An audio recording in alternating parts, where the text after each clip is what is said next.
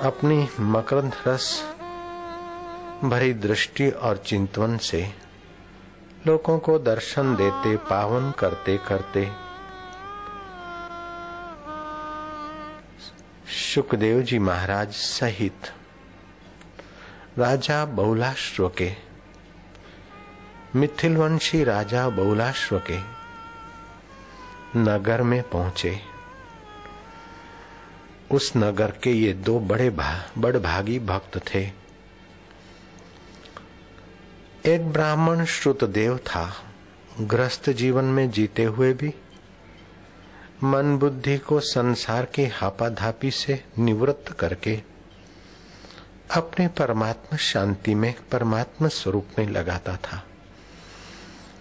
देवयोग से उसे खाने पीने तक का तो आकाश वृत्ति से कभी कहीं से कभी किसी भगत के यहाँ से आ ही जाता था और उसी में वो संतुष्ट रहता था और उसका मन बुद्धि परमात्मा शांति में सराबोर रहता।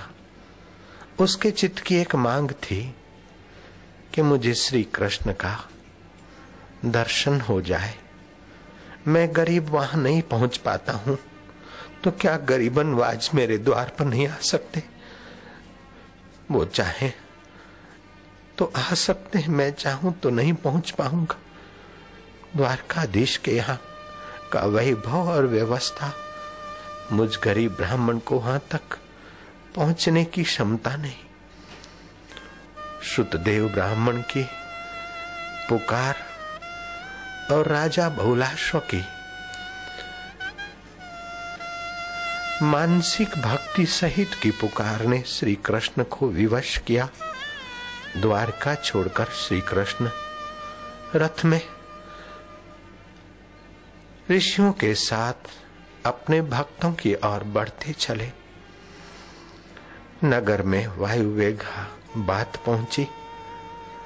राजा बहुलाश्व और श्रुतदेव ब्राह्मण की खुशी का, शांति का, आनंद का, मकरंद रस के पान का वर्णन करना कवियों के लिए भी कठिन हो गया। ये राज समझ में तो आता है, समझाया नहीं जाता। भक्त और भगवान, संत और सत्संगियों के बीच क्या आध्यात्मिक संबंध होता है, क्या स्नेहमयी सरिता में भक्त और संत सराबोर होते हैं। वे संसारी निगाहों से नापने तोलने वाले क्या जाने, लेकिन हजारों हजारों भक्तों ने ये प्रेम भरी चिंतन के दाता, आत्म शांति बरसाने वाली निगाहों के धनी, मधुर मुस्कान, मकरंद रस का पान कराने वाले परमेश्वरी अनुभव के धनी श्री कृष्ण को देखते ही देखते श्रुतदेव रोमांचित हो गए। उनकी आंखें अश्रुओं से भर गई, हृदय भाव भी ना हो गया, वाणी गदगद हो गई। वाग गदगदा द्रव्यते यस्य चित्तम हसति क्वचित रुदति भीक्षणम उद्गायन्ति विलज्जे नृत्यन्ति च मद भक्ति युक्तो भुवनम पुनाति। औधव, वाणी गदगद हो जाए, हृदय द्रवित हो जाए, आंखें प्रेम आंसू से, विरह आंसू से उभर आए, कभी लज्जा छोड़कर नाच नृत्य उभरे, तो कभी विषाद की विलक्षणता में खो जाए। ऐसे जो मेरे भक्त हैं, औधव, नारद, वे त्रिभुवन को पावन करने वाले होते। ये भक्त समझते हैं कि कृष्ण मुझे पावन करने आए, लेकिन ऐसे भक्त तो भूमि को पावन करने वाले होते हैं। ऋषियों सहित श्री कृष्ण को पाकर राजा बहुलाश्व फूलान समाया। बाह्य सूझबूझ मानो उसके किनारे बैठ गई।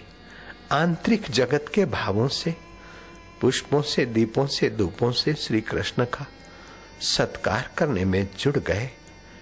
एक तरफ राज्य सत्ता का वैभव सत्कार कर रहा है, तो दूसरी तरफ हृदय की प्रेम सत्ता का वैभव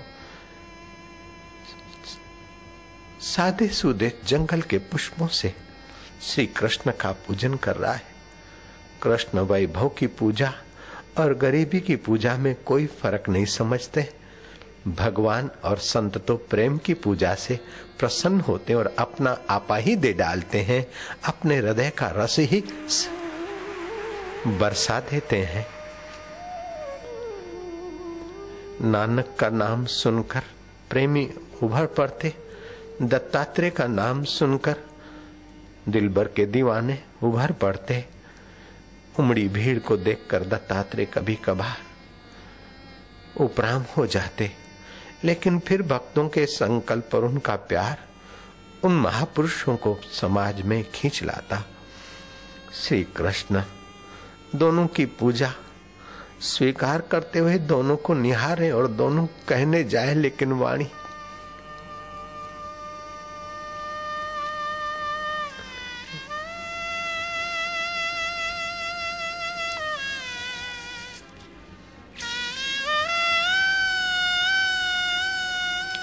वाणी भावों का वर्णन करने में असमर्थ हो गई। राजा बहुलाश्रु की आंखों से प्रेमाश्रु झर रहे हैं और भावों से कुछ विनती कर रहा है। वो कृष्ण पढ़ रहे हैं उसके भावों को। श्रुतदेव भी अब बोलने के काबिल नहीं रहा, बिना बोले ही कहे जा रहा है और श्री कृष्ण बिना सुने ही समझे जा रहे हैं। गोकुल गांव रो पेंडो ही न्यारो, प्रेमा भक्ति की भाषा ही निराली है। दोनों के भाव श्री कृष्ण बांप गए। दोनों चाहते हैं कि केशव, हे ब्रह्मरस के दाता, हे मनुष्य मात्र के, प्राणी मात्र के परम हितैषी, आप मेरे घर पधारे। मिथिलेश मनोमन प्रार्थना करता है कि आप मेरे घर ही पधारे। श्रुतदेव कहता है मैं कहने के काबिल नहीं हूं, लेकिन तुम्हें छोड़ पाऊं ऐसी मेरी स्थिति नहीं है केशव। तुम्हें कह पाऊं ऐसे मेरे पास शब्द नहीं है केशव। मुझ गरीब ब्राह्मण के घर पधार। राजा कहता है मुझ भोगी के घर आप पधारो। हे योगेश्वर, हे परमेश्वर, जीव मात्र की गति, प्राणी मात्र के आधार, सर्वाधार, मैं कैसे कहूं तुम मेरे राज वैभव में आओ। और श्रुतदेव कहता कि मैं कैसे बोलूं, आप मेरी झोपड़ी में आओ। दोनों की वाणियां चुप है, लेकिन दिल आमंत्रण दिए बिना, पिघले बिना नहीं रहता। ये प्रेम सुराही सो पिए जो शीश दक्षिणा देत, अपना अहम दोनों ने दे डाला था। जहां अहम होता है वहीं संघर्ष होता है, वहीं अभाव खटकता है, वहीं मान अपमान इज्जत बेइज्जती का सवाल पैदा होता है। ये भक्ति मार्ग में बड़ा विघ्न है, बड़ा कलंक है। इन भक्तों ने अहम पिघला दिया था, तो श्री कृष्ण का अहम कहां टिकेगा। वो तो सर्वेश्वर का सर्वमेव अपना भाव है। कृष्ण समझ गए कि दोनों के हृदय की पुकार है कि कृष्ण मेरे आए। ठीक प्रेम भरी चिंतवन से, मुस्कान भरे मुखारविंद से, मकरंद रस का पान कराते हुए बहुलाश्व की स्तुति, मौन स्तुति को मौन सुकृति देते हुए निगाहों से हंस पड़े।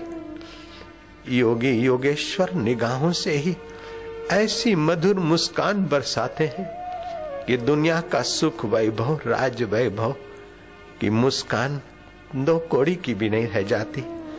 उन महापुरुष